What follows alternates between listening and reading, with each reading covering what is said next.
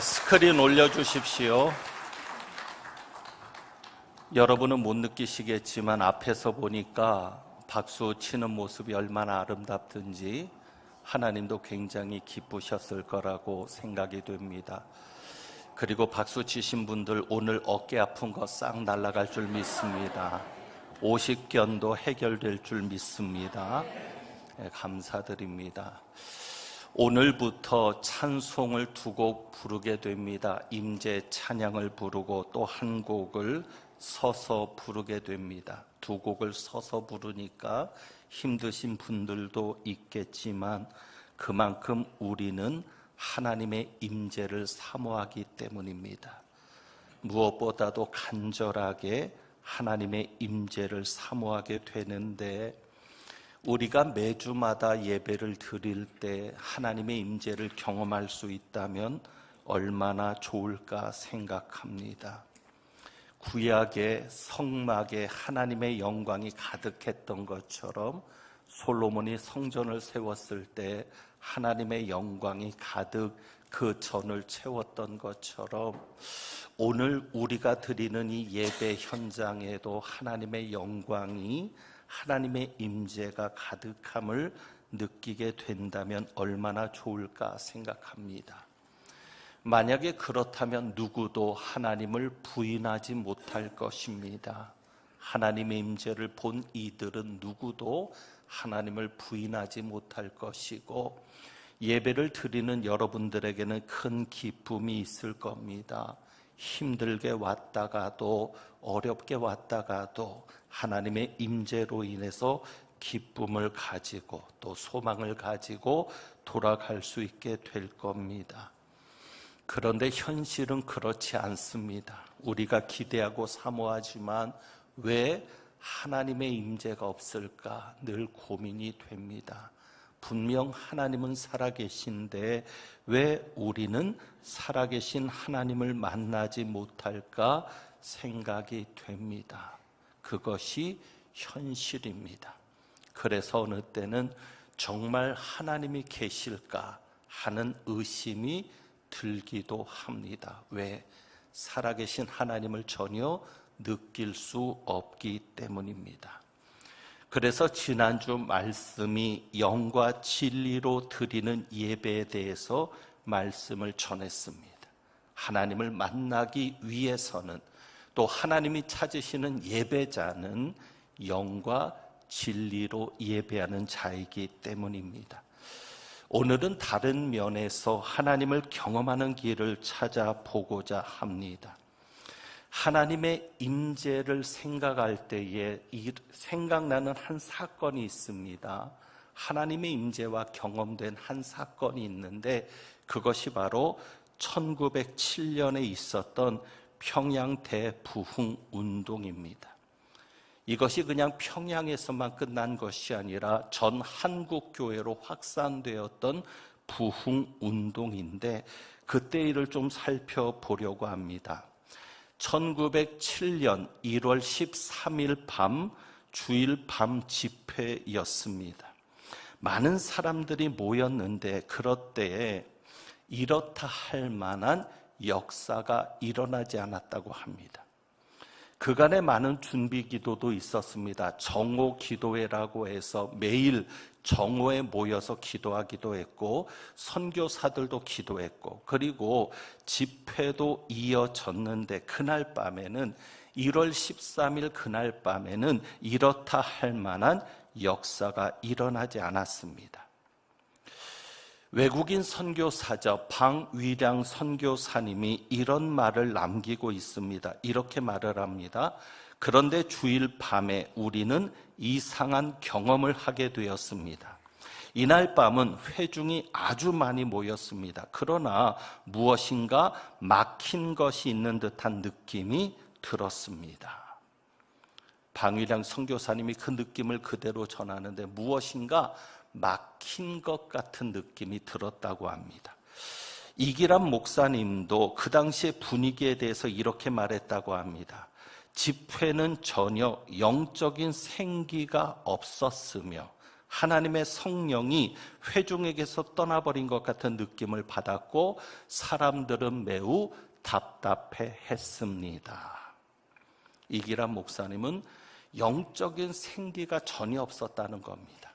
그날 밤 그 집회에는 하나님의 영이 떠나간 것 같았고 회중들은 답답해서 견딜 수 없었다고 얘기합니다. 그런데 그때 그 분위기를 바꾼 한 사람이 나타납니다. 바로 그가 길선주 전도사님입니다. 장대연 교회 시무장로였는데 신학을 공부해서 졸업을 앞두고 있는 길선주 전도사님이었는데 우리는 그분이 평양 부흥운동에 큰 공헌을 했다고 왔는데 어떤 공헌을 했는지를 우리가 볼 수 있습니다.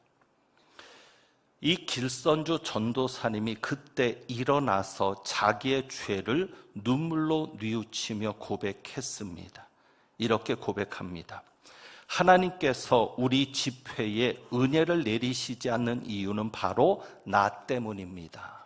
나는 바로 아간과 같은 자입니다. 나 때문에 이 집회에 은혜를 베풀어 주시지 않는 것입니다. 그러면서 이유를 얘기합니다. 약 1년 전에 내 친구 중 한 사람이 임종하면서 내게 부탁했습니다. 길장로, 내가 세상을 뜨거든 내 유산을 돌보아 주시오. 내 아내가 세상을 너무나 모르니 당신만을 믿겠소. 나는 잘 돌보아 줄 터이니 염려하지 말라고 약조했습니다. 그러나 그 친구가 세상을 떠난 뒤 미망인의 재산을 관리해 주면서 미화 100달러 상당의 돈을 자취했습니다. 그게 길선주 전도사님의 고백이었습니다. 설교가 끝난 후에 갑자기 기도의 도중에 일어나서 자기의 죄악을 큰 소리로 외치며 고백한 겁니다. 그때 길선주 전도사님의 눈에서는 회개 눈물이 넘쳐 흐르고 있습니다.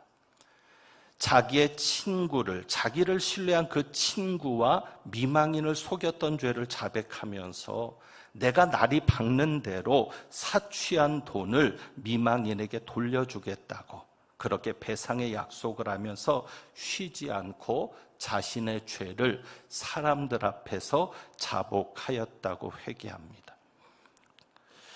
길선주 장로님의 그 회개 고백을 들으면서 옆에 있던 사람들, 또 거기 있던 사람들이 회개하기 시작했고 그 순간에 여러 날 동안 무겁게 짓누르고 있던 장벽과 같은 담이 벼랑간에 무너져 내리고 하나님의 임재가 그 집회, 예배당에 충만하게 느껴졌다고 합니다.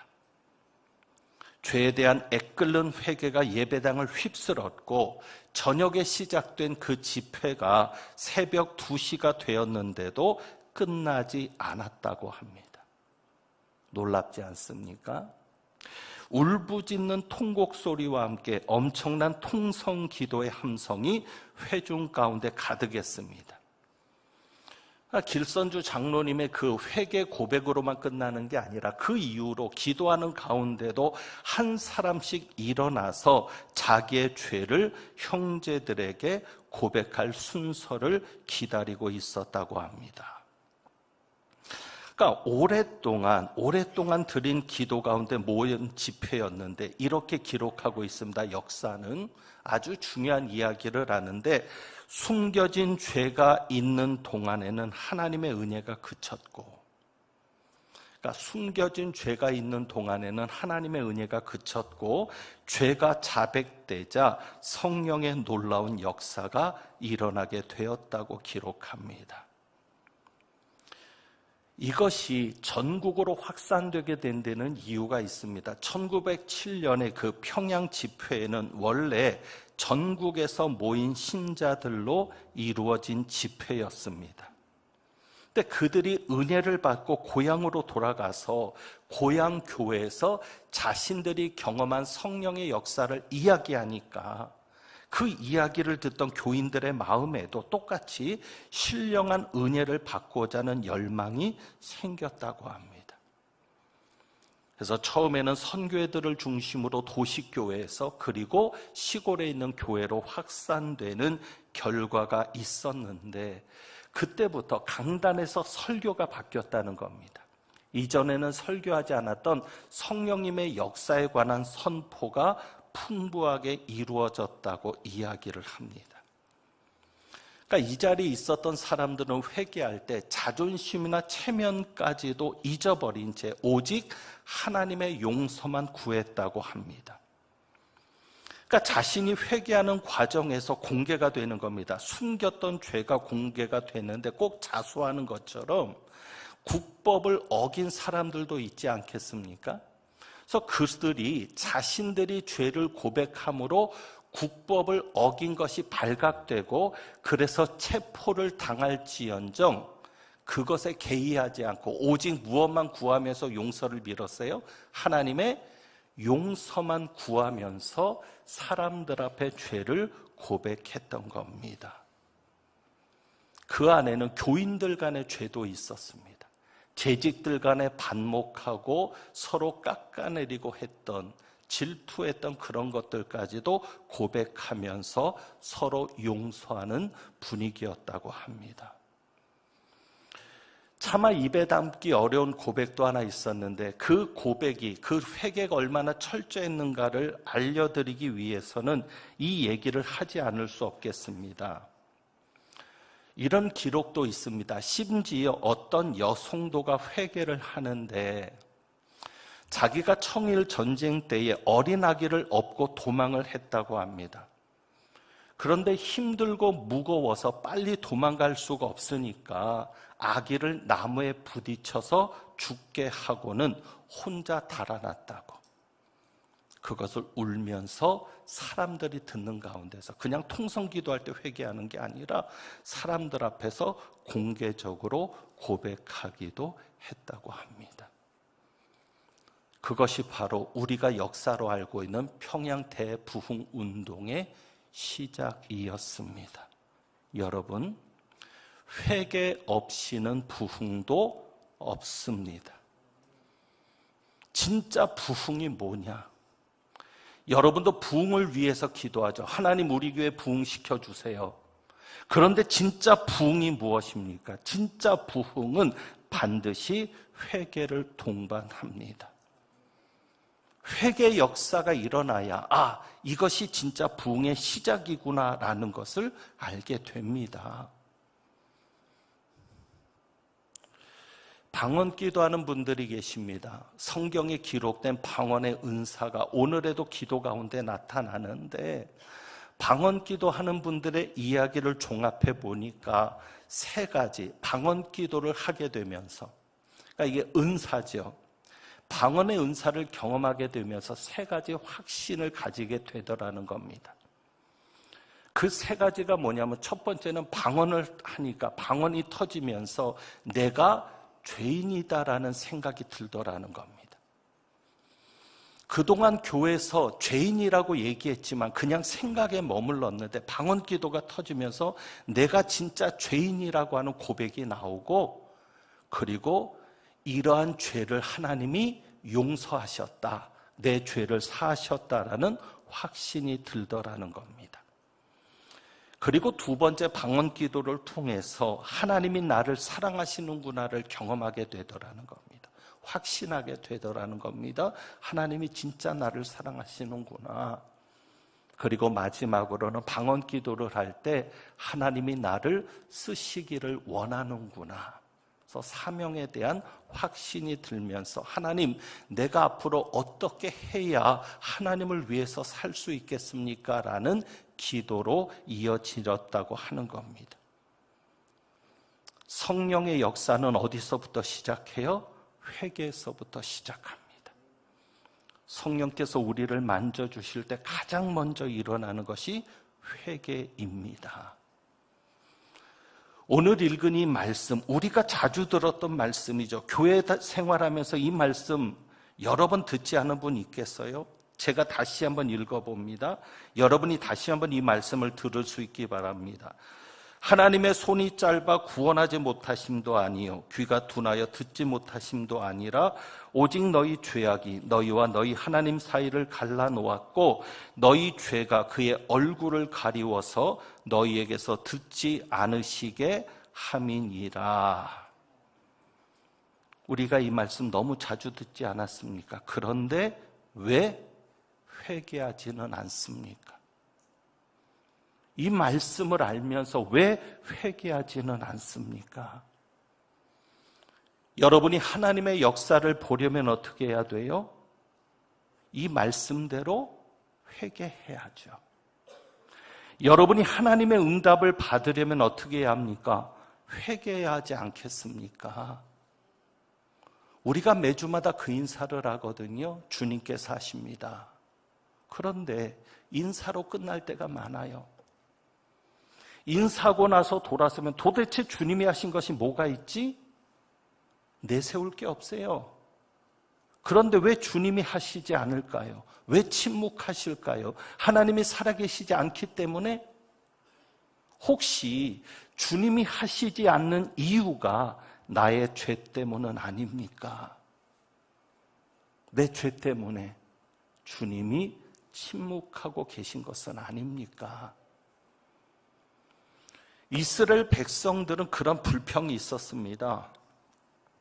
자기가 처한 곤경을 보면서, 자신들이 처한 곤경을 보면서 하나님 앞에 불평하는 거예요. 도대체 하나님이 뭐 하시냐고.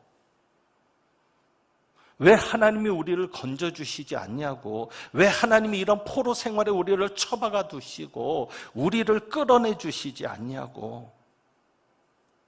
그런데요, 하나님이 자신의 곤경을 돌아보지 않는다고 불평하면서도 그들은 자신들의 죄악을 하나님 앞에 용서받으려고 회개하지는 않았다는 겁니다. 하나님이 돌봐주지 않는다고 불평은 하면서 자신들의 죄악은 무시했다는 겁니다. 그래서 하나님이 뭐라고 얘기하세요? 하나님의 손이 짧아 구원하지 못하심도 아니요. 이 하나님의 손은 하나님의 능력을 말하죠. 하나님이 능력이 없어서 너희들을 구원하지 못한 것이 아니다라는 거예요. 또 하나님의 귀가 둔하여 듣지 못하심도 아니다. 이 귀는 뭐죠? 하나님의 응답을 말하죠. 하나님이 귀가 둔해서 너희의 기도를 듣지 않고 응답하지 않은 것이 아니다라는 거죠. 뭐라고 얘기하세요? 오직 너희 죄악이 하나님과 너희 사이를 갈라놓지 않았느냐. 너희의 죄가 얼굴을 가리워서, 하나님의 얼굴을 가리워서 듣지 않으시게 한 것이 아니냐. 그러면서 이사야 선지자는 그들의 죄를 책망합니다. 대표적으로 57장에서부터 그 죄가 드러나는데, 그러니까 죄를 먼저 책망한 다음에 그 이야기를 하는 거죠. 57장의 죄는 우상숭배 죄입니다. 혹시 우리가 우상숭배 가운데 있지는 않습니까? 58장으로 넘어가서 책망하는 죄는 형식적인 신앙, 보이기 위한 신앙, 외식적인 신앙을 책망합니다. 형식적인 예배를 책망하겠죠? 몸만 있는 예배를 책망하겠죠? 특별히 금식과 안식일에 대해서 이야기합니다. 그리고 59장에 와서는 죄악의 행위, 죄악된 행위를 책망합니다. 3절에 보면 이는 너희 손이 피해 너희 손가락이 죄악에 더러워졌으며 너희 입술은 거짓을 말하며 너희 혀는 악독을 내밀어. 손가락, 입술, 혀, 이렇게 행위로 이루어지는 죄악들에 대해서 책망합니다. 그것이 8절까지 하나님이 죄를 책망하고 있습니다. 그러면서 이야기하는 것이죠. 하나님의 손이 짧아 구원하지 못하심도 아니다. 하나님의 귀가 둔하여서 듣지 못하심도 아니다. 그렇습니다. 죄가 있으면 하나님을 만날 수 없습니다. 죄가 있는 곳에 하나님이 임재하실 수 없습니다. 그래서 시편 66편 18절도 말하고 있잖아요. 내가 내 마음의 죄악을 품으면 주께서 듣지 아니하시리이다. 내가 내 마음의 죄악을 품으면 주께서 듣지 아니하시리이다. 회개해야 합니다. 어떻게 회개합니까? 내가 죄인임을 인정하고 그 12절부터 보면은요, 12절부터 15절까지는 죄를 인정하는 겁니다. 하나님이 죄에 대해서 책망하실 때 그 죄를 인정하고 참회하는데 구체적으로 회개해야 합니다. 구체적으로.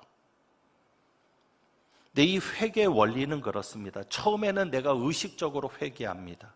하나님의 말씀을 듣고 회개해야지. 내가 이대로는 안 되지. 해가지고는 의식적으로 생각나는 것부터 회개합니다. 그런데 회개하다 보면 누가 역사해요? 성령께서 역사하셔요. 그래서 성령께서 회개를 시키십니다. 이런 간증들을 자주 듣습니다. 어떤 간증이냐면 기도하는데 하나님께서 영화 필름처럼 지금까지 자기가 살아오면서 지었던 죄, 어릴 때부터 자기가 지었던 죄를 영화 필름처럼 순간적으로 확 돌아가게 하시는데 그때 회개가 터지더라는 겁니다. 여러분이 진정 회개하고자 하면 성령께서 여러분의 회개를 도우십니다. 처음에는 내가 의식적으로 회개하지만 성령께서 역사하시는 거죠. 그래서 그렇게 회개가 터지고 나니까 세상이 달라져 보이더라는 거예요. 정말 하나님은 살아계시는구나를 확신할 수 있게 되고 하나님이 나를 사랑하시는구나라는 것을 확신하게 되더라는 겁니다. 여기 여행을 해보신 분들이 많죠. 여행을 해보시면서 이런 경험을 하신 분들이 있을 겁니다. 여행을 떠나는 당일날인데 비가 많이 옵니다. 비행기를 타야 되는데 장대비가 옵니다. 그러니까 공항으로 가면서 걱정합니다. 날씨가 이런데 비행기가 뜰 수 있을까? 그러면서 은근히 하나님에게 불평도 생기죠. 하나님, 정말 오랜만에 늘 바쁘고 힘들어서 여행도 못하다가 정말 오랜만에 여행 한번 하는데 왜 날씨가 이렇습니까? 왜 하나님 도와주지 않습니까? 그러니까 불평 아닌 불평을 하면서 공항에 가서 티켓팅을 하는데 다행히 비행기가 이륙할 수 있다는 겁니다. 근데 불안하죠. 그 폭우 속에서 비행기가 이륙을 하는데 한 10분 정도 지났을까요? 놀라운 장면이 펼쳐집니다. 그게 뭐죠? 잿빛 먹구름이 가득한 줄 알았는데 10분 정도 비행기가 올라가니까 구름을 뚫고 올라가자마자 무엇이 보여요? 파란 하늘이 펼쳐지더라는 것이죠. 거기에서 하나님을 생각하게 되는 겁니다. 그렇습니다. 구름 너머에는 무엇이 있어요? 파란 하늘이 있더라고요. 우리 눈에는 잿빛 먹구름만 보이고 장대비가 내리는 환경에 있지만 그 구름 너머에는 파란 하늘이 있고 구름 너머에는 태양이 있습니다. 그렇다면 무엇만 없어지면 돼요? 구름만 없어지면 되거든요. 우리가 구름 때문에 못 보고 못 누리고 있는 것이니까. 그러면 그 구름을 없어지게 하는 것이 무엇입니까? 회개입니다. 회개입니다. 여러분, 하나님은 여러분을 사랑하십니다. 어떤 죄든지 우리 하나님은 여러분을 용서하실 수 있습니다. 그리고 하나님은 여러분보다 더 하나님이 여러분을 만나고 싶어 하신다는 것이 하나님의 마음입니다. 여러분이 구름 넘어 하나님을 보실 수 있어야 합니다. 여러분의 죄를 넘어서 하나님의 손, 하나님의 귀를 생각할 수 있어야 합니다. 만약에 여러분이 기도했는데도 응답이 없다. 내가 예배를 드리는데도, 기도를 하는데도, 찬양을 하는데도 하나님의 살아계심이 전혀 느껴지지 않는다. 그렇다면 회개할 수 있기를 바랍니다. 그런 생각할지 모릅니다. 내가 무슨 죄가 있다고. 나는 아무리 생각해도 크게 잘못한 것도 없는 것 같은데. 그런데 숨겨진 죄가 있을 수도 있습니다. 내가 잊어버리고 있었지만. 그럴 때 여러분이 회개하고자 하면 성령님께 도움을 구하시면 성령께서 여러분의 숨겨진 죄까지도 드러내 주시고 해결해 주십니다. 그럴 때 여러분은 하나님을 경험할 수 있고 기도의 응답을 체험할 수 있습니다. 여러분은 모르셨겠지만 한마디 말씀만 하고 마치면 저희 교회 예배 찬양 중에는 꼭 회개 찬송이 들어갔었습니다. 찬송을 2곡씩 불렀을 때 꼭 앞에는 회개 찬송을 불렀어요. 왜? 회개하지 않고는, 죄가 하나님과 우리 사이를 가로막고 있는데 그것을 해결하지 않고는 하나님을 만날 수 없으니까, 하나님이 우리 예배를 받을 수 없으니까. 그래서 앞으로도 회개 찬송을 꼭 부를 겁니다. 그럴 때 여러분이 형식적으로 부르지 마시고, 내가 죄인입니다, 하나님 내 죄 문제를 해결해 주세요, 그 간절함으로 부르시면 하나님이 여러분의 죄를 사하실 뿐만 아니라 하나님의 빛이 여러분에게 임하는, 여러분이 하나님의 임재를 경험하고 하나님의 영광을 경험하는 은혜가 있게 될 줄 믿습니다. 찬송하겠습니다. 263